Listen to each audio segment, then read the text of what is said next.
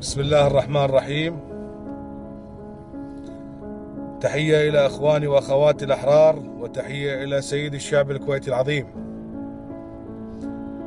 أنا سأخاطب ذرية مبارك باستثناء سمو الأمير حفظه الله وسمو ولي عهده. أنا راح أخاطب ذرية مبارك بدون مقدمات، بدش بالموضوع. أخاطب الأخيار منهم وهم كثر، وأيضا الأشرار. أقول لهم الشعب الكويتي يسألهم سؤال واحد، سؤال صريح ومباشر، سؤال نحتاج إلى إجابة عليه. تبون الحكم ولا ما تبونه؟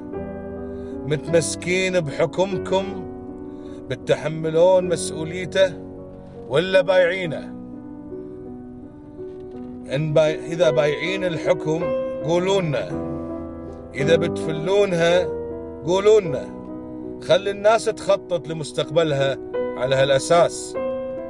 إذا تبونه ومتمسكين فيه فسمعوها من ناصح أمين. تمسكوا بالدستور وقوانين الدولة، فهي العهد والعقد والحصن الأمين لكم، وهي العقد ما بينكم وما بين الشعب الكويتي.